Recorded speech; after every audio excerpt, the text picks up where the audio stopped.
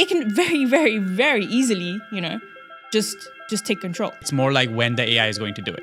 Exactly, that's what he was saying. Yeah. It's a matter of time. This is actually why Elon Musk has beef with Sam Altman. They literally were like, this is not safe. And nobody can stop it. Look where Europe is, right? It's dying because of all these regulations. Everybody's going to be jobless and people are just going to rely on AI. Is that the future? The world is changing dramatically. Let's take these locks off. Shout out to Sam Altman. Investing in those materials is one of the best bets you can make for the next decades, if not more. And he was saying the odds of the world ending because of AI are... Hey guys, welcome back to episode number 2. This is Sanjay. And Elisa. And we are going to talk about a bunch of cool stuff today. And Elisa, do you want to share some topics about today? Yeah, so most of it is actually AI. A lot of news is coming out at the moment. So there's a massive data center that's going to be built in the UAE. That's 2-day-old news, so really excited about that. And also just a lot of developments in terms of Clawdbot and other tools that are coming out. All right, you want to just take us in for the first topic? I don't even know what you're talking about. You're So, I'll tell you. So I'm excited to hear about this one. Yeah, so it's called StarGate project, and it's basically a UAE data center that's going to cost more than 30 billion to develop. I think this is significant because so far we've only really seen the US make moves like this. In terms of building data centers. And obviously energy is a big topic right now, where it's we need so much electricity and water as well to cool down these, it's basically massive computers. So the UAE are looking to build I think it's a big city where it's literally just computers. It's crazy. Oh, wow. And obviously they have a lot of fossil fuels, they have a lot of oil. So I think that's how they're going to fuel it. That's how they're going to generate electricity. In the US, it's kind of the same story. They're using fossil fuels to generate all the electricity, and they're now moving into nuclear. There was also a lot of chatter around Google creating space data centers. And in UAE? No, just okay. In space. Okay. So space data centers. All right. In space. Right. Where they build satellites that basically are data centers. It's just crazy.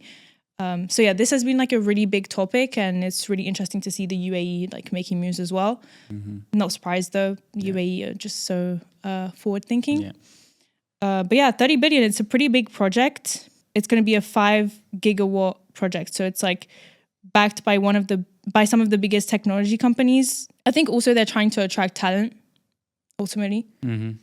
Because with that much compute, they can attract, I think, a lot of companies, or just encourage people to, come and build here for AI products. Yeah, maybe. Yeah. Another thing, though, is they can make a lot of money from this. I think it's they can export the compute.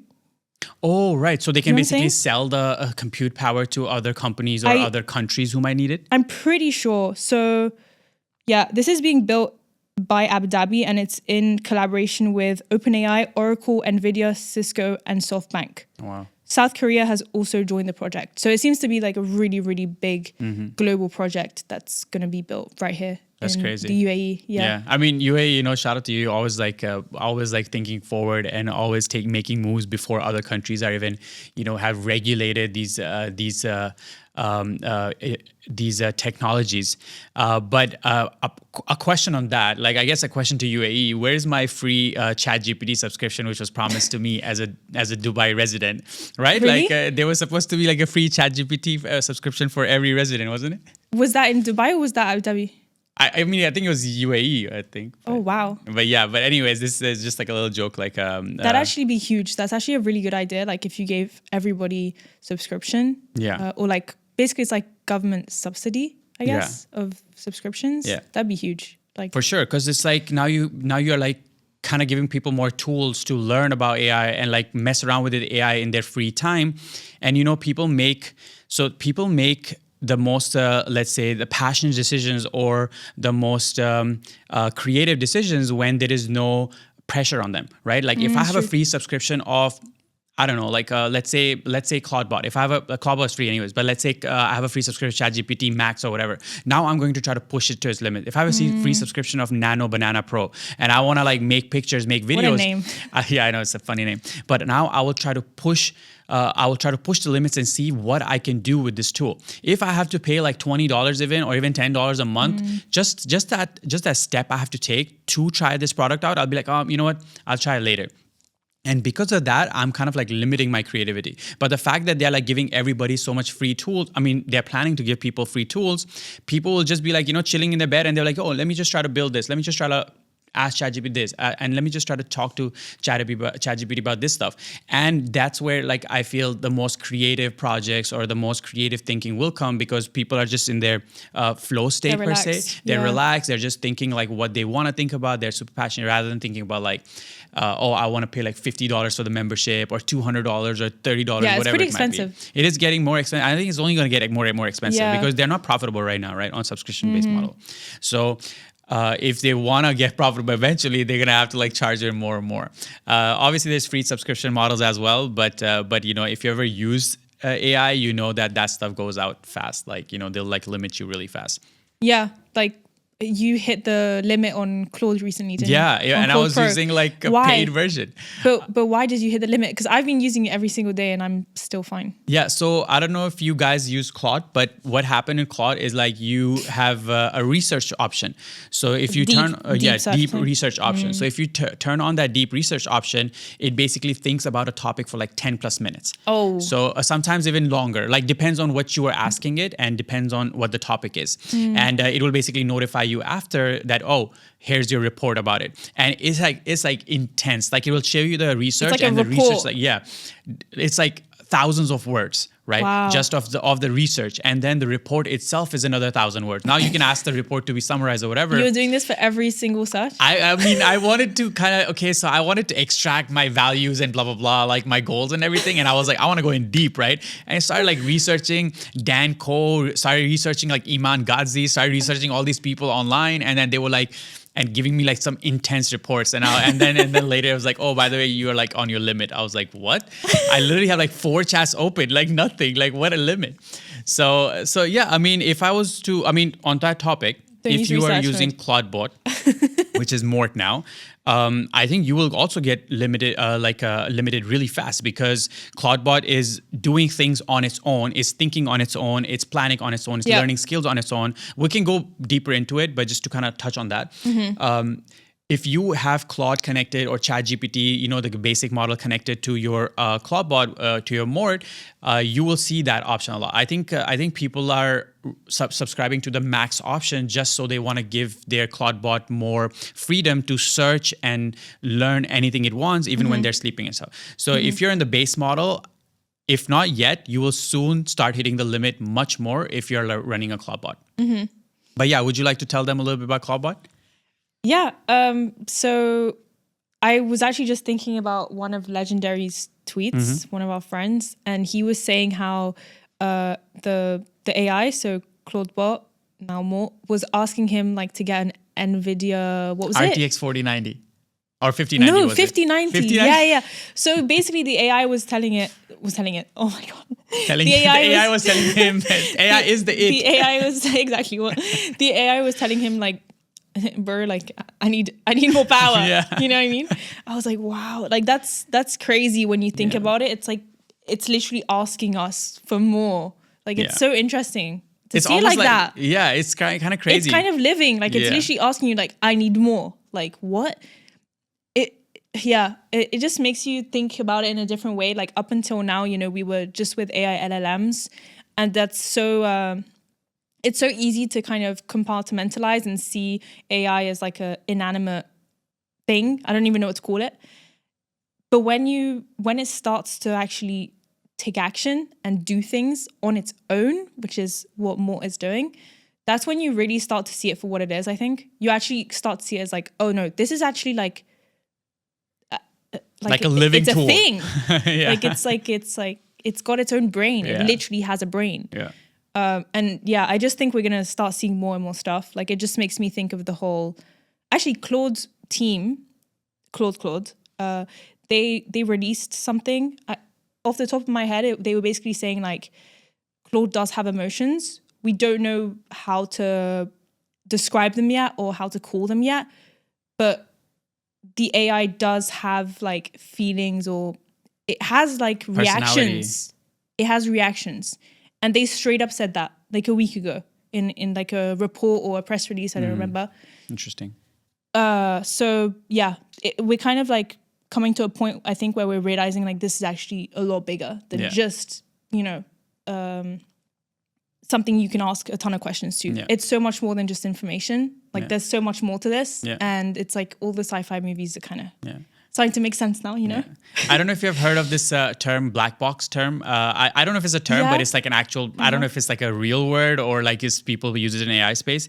So all these models, right? The Llama or whatever the OpenAI model is and whatever the Google model is, all these models have their own way of running these models, right? Like AI models, and they call it the black box because obviously they don't want to like tell you what is inside because they don't want other companies to copy from it. And nobody knows, right? Only they know what's inside. So like whatever the bot is saying, doing, thinking, they know what's actually happening inside that black box, or maybe they don't even have control over it, right? Maybe it's just like evolving in such a way that they're like, we don't know it's a personality, we don't know if it's an emotion, we don't know if it's anger, we don't know what it is. It's sympathy, they don't know yet because the technicalities in this black box, they are not to public, they're only to the team. So and then now they're limited. Now they're limited to even research about it, right? There's they only have limited number of people to even working on this, right? True. If you want to know like exactly what something means, you have to make it open source so everybody can research on it, and then people can come up with kind of like a like a democracy way, like, okay, this is what's happening, right? Yeah. Like rather than only one team trying to like learn something, and now they're limited with brain power. They can only learn enough about it. So it's like, so I've talked to some AI companies and they're like, oh, we are trying to go behind the black box. We are trying to they're trying to make it more open source so people know exactly what is happening behind the scenes per se, or inside the black box. And they're like, it's a very big selling point for a lot of AI infrastructures. And like more? I don't know if about more. I haven't really looked into the code. So apparently it's open source, but I don't know if that means.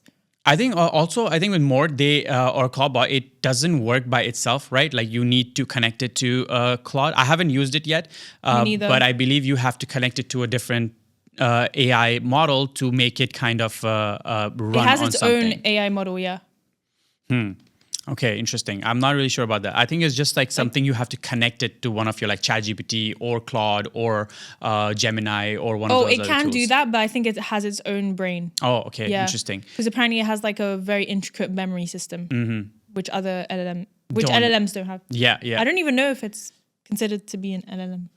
Must be. Yeah. Learning language. Not cool. What I know though, that it can reply emails for me and it can open group chats for me. So I mean that's enough crazy, for me to be aping it. You know what I mean? Like, I don't know and I don't want to know what's behind the black box. But it was just funny because I don't want to know. But do the companies really know what's happening inside it, right? Like with so much data coming in every single day, like do they really know what's really happening inside the black box? So I actually met this. It was super random. I was like in Dubai at this like pool, just like with my family. And I was talking about like stocks and crypto with my mom.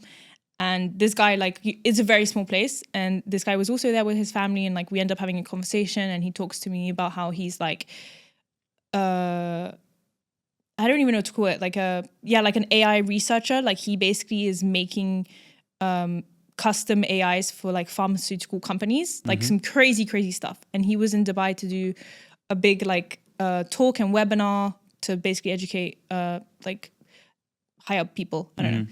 And he was telling me, and this is the first time I ever heard about it, but apparently it's like really known in the AI world. He was telling me how like OpenAI are completely unethical and how he was basically telling me, I think he was talking about Perplexity and Anthropic, and he was telling me I find those to be the most ethical because he actually knows what's going on because he's in that world. He was telling me like other companies are just not careful. And this is actually why Elon Musk like has beef with Sam Altman. I don't know if you've seen that. Oh yeah, I have seen it. I mean, Elon Musk was a co-founder of OpenAI. Oh yeah. And he left. Yeah. Why did he leave? because of security concerns. And one of the, I think it's 3 people in the core team left because they literally were like, this is not safe. Sam Altman and the team were just completely ignoring security concerns and safeguards and all of that stuff. And obviously, it's a technology that is obviously very powerful and we don't know much about it yet. We just don't, right? Even the people with the highest IQ in the world that are working on this stuff, they don't know until it happens. Yeah. So there is a lot of ethics implicated. And yeah, apparently OpenAI is very unethical. Yeah. They just don't care because they're all racing towards AGI. So I think this competition just leads most big companies to just go as fast as possible without thinking of potential dangers. What would you say, in your opinion, right? What do you think is, obviously don't want to turn into an interview, but what do you think is is unethical when it comes down to, let's say, AI evolving? So I was watching this podcast and unfortunately I don't remember the name of the guy, but he's one of the experts and every single person that studies AI, they study his material, what he's written and all of that, his teachings.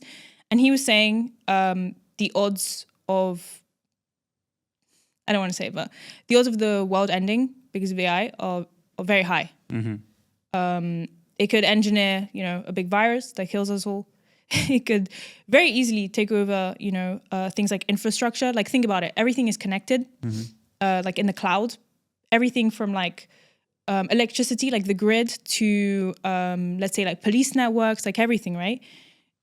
If and obviously we're as a society more and more we're going to hand over these permissions exactly to AI, right? It can very, very, very easily, just take control. You can't forget that, and that's what he was saying. It's you need to think about this. You can be an optimist, but you also need to think of the worst case scenario.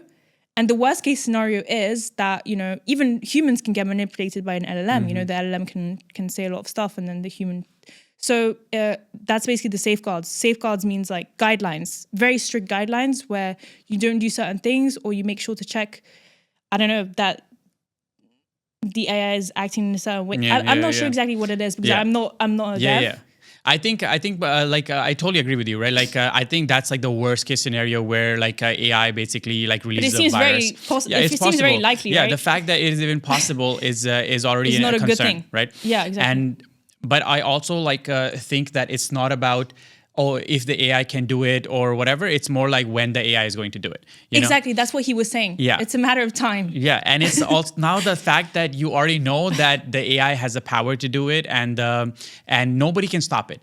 You cannot stop it. You can start putting guidelines and everything, but eventually people will want to remove these guidelines. People would want to see what's on the other side of the door per se. But that's why regulation is so important. And that's one thing that Europe does well actually is they're very heavy on regulation, which is very freaking annoying in terms of innovation. I have my takes on Europe, but unlike the US, they're much stricter, and it means that actually they're trying to prevent these things. But that's the issue. Look where Europe is, right? It's dying because of all these regulations. They cannot catch up to other countries because they have so many regulations and they cannot survive to basically go step by step. So that's the thing with OpenAI, right? They have to open all these doors and reach to the top. If they start kind of doing this, they're spending billions. They're going to run out of money before they reach the whatever they're trying to reach at, right? Yeah, and I obviously I don't want the world to end and everything, right? But I do think that we have to kind of just have to let loose and be okay, what is the future? How does the future look like? What is it? Right? Okay, is it UBI? Is everybody's going to be jobless and people are just going to rely on AI? Is that the future? If that's I don't think if that's the future, I think it is the future. It's just when, right? Let's just speed up and let's get there. And let's just try to think what's next rather than kind of avoid a certain outcome, What? It's I don't know. You want to speed run it. This is actually a philosophy called I can't pronounce this word. Accelerationism, where you already know the most likely outcome, so you want to get there as fast as possible. It's actually very techno optimist aligned. Right. People that are very optimistic about technology, they're accelerationists. They just want to get there. Very interesting. I would actually definitely love to read more look about into that. it. I love philosophy stuff, and because I do believe that everything and everybody, whatever they say, it's kind of like either there has a study behind it, and like, you know, because we are not new, right? Like what I'm thinking right now, I'm sure like hundreds of people are thinking as well. So it's like there has to be some sort of reason why all these people think alike, not because we have the same knowledge, but because of our fucking something's happening in the brain that is making us think alike. Do you know about Carl Jung's archetypes? No. So every person on Earth has an archetype. Okay. And I don't remember exactly what they are. Let me just check real quick. But yeah, every person on Earth has an archetype, and it's tied to your purpose, like as a human being. Interesting. Yeah. So it's like throughout history, there have been many other people with your archetype, and living today, there are many people with your archetype, and you have that archetype for a reason. Yeah. And there is an archetype also that's like malevolent, right? There's the psychos and the murderers, but they represent something that will always exist in the universe. Do you want to drop a word or something people can search up when they like they're bored? Because I want to search it up later as well. So what would somebody search up? Carl Jung archetypes. So let me just say real quick. Carl Jung's archetypes are universal, inborn, and recurring mental images or patterns derived from the collective unconscious, what you were saying, influencing human behavior, emotions, and perception across culture. There's lover, hero, magician, outlaw, explorer, sage, innocent, creator, ruler, caregiver, everyman, and jester. Wow. So I don't know exactly how many that is, but that's quite a lot These of are archetypes. all the archetypes. Yeah, and it's it's crazy. It's really interesting. But I do believe that basically we're all one. Yeah. So when we split up into individuals, we represent one piece of the whole, right? Yeah. Very interesting. Cool stuff. But AI makes you think of that stuff. Which I because like. That's what I was saying. You know what? I was having a conversation about this, like with one of our friends, and my point was that's why I mentioned UBI. That's why I mentioned universal basic income. It's like, imagine you didn't have to pay for food, and you didn't have to pay for your home. You didn't have to pay for any of the necessities which you would usually pay for, right? Then what would you do? Right? Like a lot of people, they're stuck like, okay, I need to pay rent, I need to buy food, I need to buy this coffee. Post-capitalism. Right? What would you do after if all your necessity bills were paid off, right? Sure, a lot of people will just become depressed. During COVID, that was happening, right? During COVID in Canada, people were getting paid like $2,000 per month per person, adult. And you just basically stay home, eat, drink, whatever. Let's say you're like 2 adults in a home, it's a $4,000. It's not a lavish life, but I would hate it. It's good, right? Like the price is, of money is good, right? And then a lot of people became depressed because they're like, fuck, I have nothing to do every day. I don't know what to do. But then they were like people on the other side, like for example, myself, like who took this opportunity and start trying to go for what I was passionate about. And that basically changed my life for who I am today, right? Like I obviously stopped going to work, and then I was getting paid to just live basically. And then I was like trying to explore what I'm good at, like what can I go for? And now I'm where I am. And I'm in a much better place because of that. And that's what I'm saying. Like once everybody gets to a point, like obviously there's going to be a lot of people who we're all on the same playing field. Yeah, and then a lot of people are going to get depressed. They're going to like, just not going to be able to make it. But then there's going to be some geniuses, some amazing ideas which are going to come from that. And we'll like as a humanity, we'll just go much, much faster, and we'll reach where we want to reach on a much faster pace. So that's why I think it's like we need to kind of accept this. We need to accept that, okay, this AI is going to take our job, and then what am I going to do, right? What am I passionate about? You're not gonna die on the street, that's for sure. Yeah, that's not going to happen. You're not gonna be able to like not get food. That's not going to happen. You'll be able to get food. I feel like that's like kind of an idealist version of this, though. No. Okay. Yeah. No. Sure. Yeah. Sure. It is. I mean, there is always a chance that there's no more food going around, and now the only thing you can eat is RAM or something. Like CPU power. but I think the ideal version is that like everything is paid for, and now what do you do? I'm trying to find, because I literally had a post on this about post-capitalism. Okay, yeah, Elon's talked about it. So it was definitely a topic of conversation. From the top of my head, basically what the world would look like is status is no longer defined by wealth, money, material wealth. It's defined by... ideas? No. So instead of, for example, like having like a Birkin bag and that being a status symbol, or having a Lambo, since since that's, basically that disappears. And now status is like unique experiences. So like going on a trip to the moon. Right. Or I don't know, just like really niche stuff. That's like the status symbol. I already feel like we're kind of getting to that point actually. And it's like a world where creativity thrives. So everybody's going back to like, you know, art, whatever that looks like. There's so many different forms of it. And the last one I can remember is relationships are no longer based on monetary need, which I also think we're kind of moving towards that, and they're more based on love, right? Whereas before, like marriages were based on mainly, it was like, let's say convenience or, okay, we're like trying to build a future together. Like the man goes to work, the woman looks after the family. And now I really feel like we're moving away from that. And in a society like you're describing, that's completely gone, right? Yeah. So it's all going to be based on like love.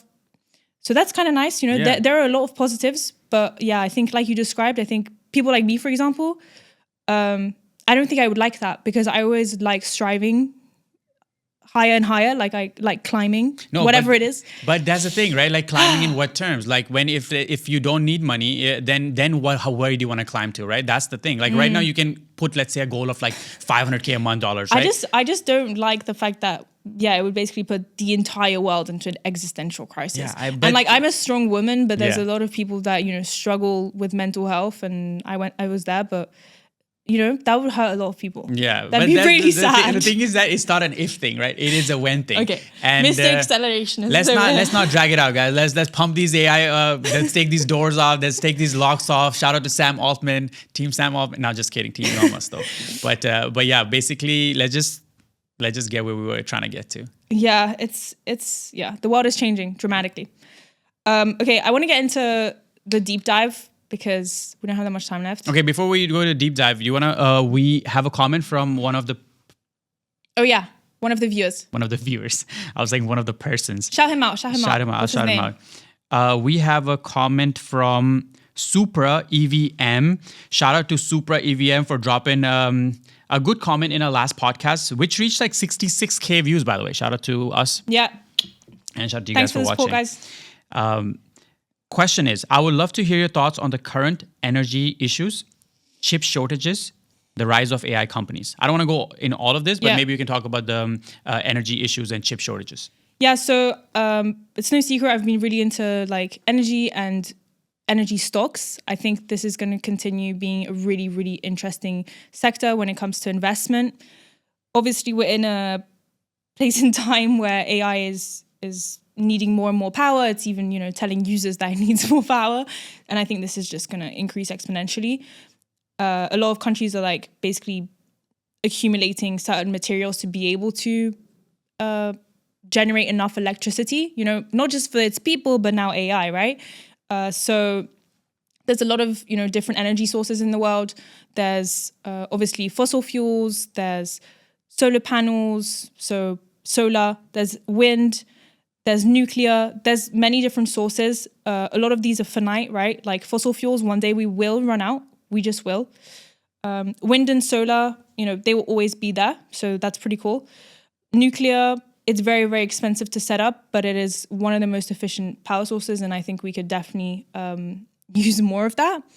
And yeah, basically the thesis is like you want to be buying materials that are tied to this fundamental like change in our world, which is like all around electricity. And it's not just to do with AI, it's also to do with like electric cars, for example. Mm-hmm.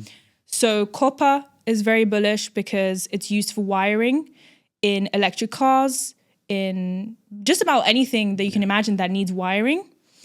Silver, actually, a big reason as to why it was going up so much, not just as a store of value, but also because it's used to make solar panels. Mm-hmm. And so many solar panels are being built. I don't know if you've realized, like even around here, or like in France, I see solar panels everywhere, you know. And also uranium, of course, because you cannot have nuclear energy without uranium. Mm-hmm. So it's basically about like investing in a future where there's finite resources and demand is just, it's just going to keep growing. Yeah. But the resources are going to stay the same.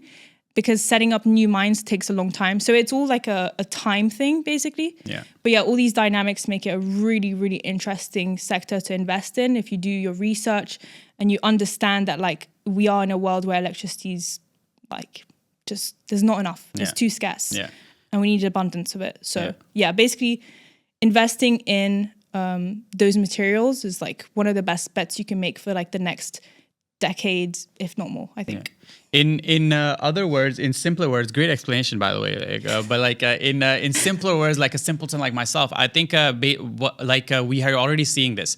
So I don't know if you have seen the RAM prices. RAM is basically like the speed in like a computer chip, and the prices have been just skyrocketing. And it's because people are using people are running their AI tools, they're running their AI models, and they need more speed, they need more RAM, and people are just buying it off of the market. And now it's becoming more and more expensive, and people are also predicting that it was going to just keep going expensive, so they started hoarding it as well. Crazy. And now they're spending it double, triple the prices. And Can not you give just an that, example, because like any RAM product, right? Like I don't know the exact like pricing, what's going on right now, but RAM is basically just like a chip. When you're building a PC, you like need that stick, right? You just another example I can give is right now Clawdbot was like going viral, and people are like buying these Mac Minis. Yep. Obviously, it's not viral like as like a whole world kind of like perspective. It's only like crypto, Twitter, or just Twitter in general. Tech side of things. So even if like there's like 10,000 new orders, it's not really gonna put a dent. But if a lot of normies, a lot of people in just like regular world, they start figuring out that I can buy this $600 tool or $600 Mac Mini, and I can help make it run like whatever I want and anytime I want. And just through my Telegram or WhatsApp, there's going to be a lot more buying power, and Apple won't be able to like just keep that. I mean, maybe Apple will be fine, but other so you products, think like basically there's going to be a secondary market where people are reselling them? Yeah, 100%. There's definitely going to be a secondary market if Apple doesn't like anticipate this, right? Like, I mean, Apple is very good with like iPhones. Like everybody's iPhone, they're still able to produce it. So if there was basically like if there was a shortage. But wouldn't that be a time thing? Just like real quick, like because it would just be a shortage until Apple releases more, right? Yeah, it will be a time thing, but I don't know. Like people are like really rushed to buy it. It's always the case, right? Like when a new GPU hits the market, for example, an RTX 5090 hits the market, most of the places is sold out. Like for its actual price. So MSRP, good luck getting one of these products for the MSRP for like the price. What is that? What MSRP? What? I think I don't know the full form, but basically what's the actual price they're putting on the website. So Nvidia selling it for $1,000. Oh, I see. Right? So Nvidia wants to sell their GPU for $1,000. There is like I don't know, like maybe like a 5% chance that you're going to be able to get it for $1,000. People already have bots ready. People already have like they're already like clicking to buy it as soon as it launches, and as soon as it launches, they start selling it for $3,000. It's already happening. This is shortage. It's not about time. It's more about like people want to buy that stuff, right? People are like, I want to buy the new RTX. Yeah, it's demand. Yeah, right? It's demand, right? There is demand for it. Yeah, and it's only going to get worse and worse with AI right now. Why? Because people are running AIs in their PCs now. Yeah, I think this is new. We can actually just like touch on that. That's a new thing. Yeah, same thing like for Legendary, right? Posting about his AI asking for an RTX 5090 because that was not happening with normal LLMs. Yeah, because it needs it, right? Like if you ask your AI to edit this podcast, plus scrape some data off X to kind of like learn what's trending, plus keep an eye on your Telegram chats, plus keep an eye on your Gmail, blah blah blah, and do it all at the same time. It's like running 5 video games. Yeah, it's going to need more and more power, right? And I think people with extensive workload, they will need like bigger and bigger and more powerful tools, and that's why the shortage has always been there. Like I don't remember buying like a GPU for what's the price was. I've never bought it from the NVIDIA website. I always just bought it through people building PCs or they're also putting. I never thought about it like that. They're always putting like a little tag on top, like even premium. Asus and all these like Gigabyte, all these brands, they're already like having like a lot of additional pricing on top, like but premiums. Even then they sell out, right? I'm not even saying that Gigabyte is the one who's like kind of like leeching off of you. I'm saying basically like people are gonna go on like these Asus Gigabyte website, they're gonna like just buy all the stuff, and now they're gonna sell it for even more and more. So you're gonna end up paying like 3x, 3-4x price of like a symbol RAM stick. Yeah. It's so interesting. Yeah, basically what you're saying, right? Like the resources are finite. They cannot build it fast enough, and people are just buying more and more, and like the demand is much higher, and it's only going to get worse with people being able to run AI in Themselves. their laptop. Yeah, insane. It's like affecting so many different markets. Okay, I want to move on to our last topic here today. Quite different, but really, really interesting. Basically, the fact that the creator economy is changing. In 2026, we are not in the same world that we were in 2016. Before, it used to be really hard to go viral. Getting views across any platforms was not the easiest thing. Today, anyone can just build an audience from scratch in like a couple weeks, couple months if they've got the experience, if they know exactly what they're doing, if they've got a strategy. It's very, very easy, to grow millions of followers. 1 million followers used to be like the craziest thing. It's like, wow, you're so famous. Now it's kind of just like, okay, you're really good at social media, right? And with that, the creator economy is changing very rapidly to the point where, for example, brand deals, which is honestly a lot of creators' main income, like including myself, those are very hard to get by now in the traditional, I'm not just talking about crypto right now. I'm talking about the traditional creator economy on all these other platforms where the audiences are huge. There's such a high supply of creators that basically brands they've got so much choice. So if I'm charging, a certain amount and they don't want to pay that amount, they can go to literally any other creator and pay lower. Yeah. So creators can't rely on brand deals anymore, and they need to be very, very creative on how they monetize. But yeah, I just wanted to introduce the topic. Basically, views and followers don't equal money anymore. They used to, and now that's changing. Yeah, So. like, I mean, think about it, right? Like if I was to ask you, can you name me 10 creators with 1 million followers, just on the top of your head, you'll be able to do that. You can even name 20, you can even name 30 if you really go into it, right? And now you can even go higher. You can find creators with 5 million followers in the same niche, and you can probably find hundreds and hundreds on the traditional websites. Instagram, on Instagram, YouTube, TikTok especially, right? And if you're gonna charge, be like, I want $10,000, and the other person will be willing to take 5,000, the project is gonna be like, wait, I want to pay 2,000 now. There's already already so many creators who are willing to do it, and it's not a big difference from, let's say, 5 million to 3 million or 2 million followers. So yeah, like there's so many people with so many high kind of like follower counts and view counts because people are consuming content like nonstop, crazy, right? Yeah. So it's like, I think it's almost better to have a smaller community who just likes you for you rather than. Yeah, this is another topic, like to kind of like touch on it. There's like entertainment content, and then there is educational content. No, it's very relevant, yeah. Right? So if you have a following list of like 10 million followers and your content is just entertainment purpose only, and you have like an account with 100,000 followers, but it's very educational content or a very niche specific content, this account with the 100K followers is so much more valuable, because if you can have like 10 million views on an entertainment video, but doesn't mean people are going to buy from you, right? Like you can especially TikTok. It's because they're here for an entertainment, they're here for a laugh, they're not here to buy from you. Versus if you have 1,000 views on something very niche, very specific, which hits the target audience, you can earn like millions of dollars from that one small video. So I think it kind of touches on that. Like people or projects are seeing that now. Projects are not like just blindly going into, or brands are not just blindly going into creators just because they have 1 million or 2 million followers and just because they got 1 million views. It doesn't do anything because they're not going to be able to sell anything. And brands, and even in crypto now, projects they're very focused on conversion, which is, I mean, in hindsight, it should have always been the case. Yeah. But now it's much more clear than before, because ad money is getting more and more expensive, so they want to make sure that they're hitting the right creators, right audience. Yeah, it's all to do with like supply of creators. Like the more creators there are, the pickier you can be, which isn't a bad thing. But yeah, the game is just changing. So for anyone out there who is wanting to be a creator and wanting to monetize from it, make sure you build the right brand, because once you've built a certain brand for yourself with your face, it's going to be very hard for you to do a 180 and pivot into something completely different. Yeah. We were talking about this in the car. Yeah, we were just talking about it. Yeah. Yeah. Go ahead.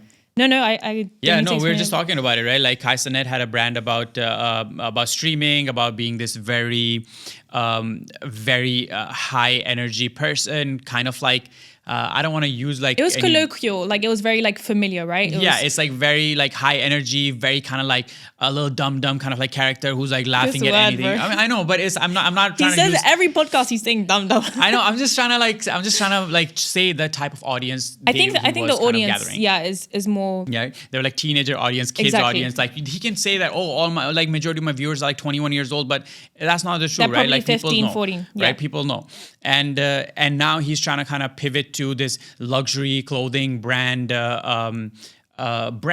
And it's like if you look at any videos on TikTok or Instagram where he is kind of talking about his goals and kind of like sharing his journey, his audience is not messing with that. Like his audience is not happy with that because he built an audience It's so based different. on just that kind of content. And now he's going to something he's really passionate about. He really likes it, but it's just not hitting. Like the audience is not buying it. They don't. I mean, I'm sure he's going to be able to sell out anyways, but audience are just not. It's just not aligned. They're not aligned. So yeah, that's why brand is so important, and you need to be just very aware of that. Like when you decide to, build in a niche and you're putting yourself out there in a certain way, you need to think about like your target audience. That's always like the number one thing is like, who are you talking to? Who do you want to talk to?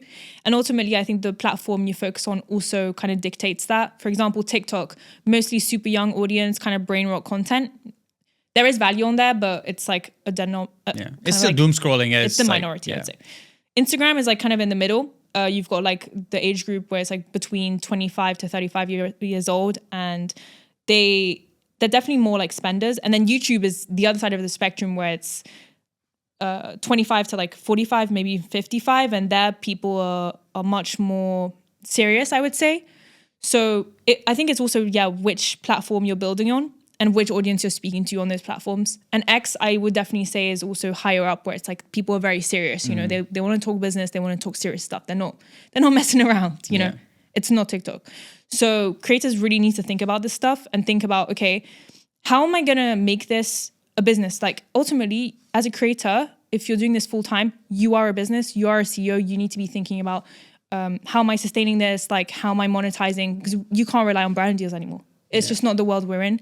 So that's why you see so many kind of product collaborations and also just product releases from influencers, whether that's digital, physical, think of like Jake Paul. Yeah, Logan All these Paul. guys, they release so much stuff, and it's because that's how you make money now as a creator. You have to actually sell stuff. You don't just promote anymore. Like, and I think in like 5 years, like promotions are kind of going to disappear. So you're going to see more and more like ambassadors where it's like, okay, I'm going to be the ambassador of like, let's say Chanel, right? Yeah. And then I work with them for 2 years and I have like, I don't really know exactly how it works, but I see those much more likely than like one-off ads that, pay probably not that much compared to your audience. So just something to think about if you're a creator. If you're relying on sponsorships and you're not thinking in the right way, you need to think like a business. Yeah. Very well said. But that being said, do you have any ending thoughts to close this pod off? Yeah, so something we learned this week. Okay. What did we learn? Okay, I'll go first this time. I think something... Oh, no, why you go first? No, you go first. No, you go first. No, you go first. Please. You go first. Okay, I'll go first. I think with the introduction of Clawdbot more to our space, right? Like, or to just kind of to learn about it, it kind of like opened my eyes to now I can really feel like what autonomous AI is, what AI can do all by itself. I feel like with Claude, ChatGPT and everything, it was very interesting to see what you do and then the result you get. But now it's more about like what the AI can do by itself. Right? In Clawdbot, it can basically learn skills on itself. Like, let's say you say, oh, I need to edit this video. Okay, maybe that's a bit too much. But for example, let's say, oh, I need to edit this image. Can you edit this for me? And Clawdbot is like, oh, wait, I cannot edit this for you, but I can learn a skill or learn this tool, and then I can edit it for you. And it's going to go and learn that tool for you and then edit it for you. So this is autonomous, right? It's just kind of like just doing things by its own. Crazy. And now I'm like really seeing a big step up in this like the AI world. So yeah, very cool to see. I mean, it's going to get even more crazier and crazier. But yeah, I'm super excited about this and like very excited to like set up my own one day. Okay, one thing I learned this week, there's a massive information gap between X, formerly Twitter, and other platforms such as Instagram, YouTube, and TikTok. So specifically for this Clawdbot release, it was going absolutely viral on X. Everybody was talking about it, you know, millions and millions and millions of views. On Instagram, YouTube, and TikTok, there were less than 100 videos under the hashtag. And I think it's still the case. Yeah. So massive opportunity for anyone that's looking to make educational content in video form when it comes to all these AI releases. Because there's such a lag. I think it's like a 2-week lag, you know, where like the things we talk about on X, whatever it is, in like it takes like 2 to 4 weeks to show up in video form, which is just insane. Yeah. So yeah, that's just something to think about. Yeah. If you were to search like Clawdbot, let's say 2 days or whenever it started, right? Like if you search on YouTube, like you probably get nothing. And and like even like your Instagram reel was the only one. It was like one of off. like 15. Yeah, it's insane. Like in the entire hashtag, there was like 15 videos. Yeah. Like what? And I wouldn't be surprised Isn't even that if I look mind-blowing? right now and it's like still just like 1,000 maybe. Yeah, I think it's a lag. Literally, like it'll maybe catch up in a bit. But yeah. And people are just like X is so advanced. Like, you know, if you're making education You're content, on the edge. you need You're to on the tap edge. on it. You need to tap on it. Forget about LinkedIn. Forget about Threads. Forget about any other platform. But go on X. That's where like information is. Yep. But that being said, thank you for joining us for our pod number 2, and we will see you back here next week again. Make sure to check out the YouTube link and the Spotify link down below if you want to watch it on any platforms. We'll probably put a bunch of platforms down there. And yeah, this is Sanjay. And Elisa, thank you. Bye.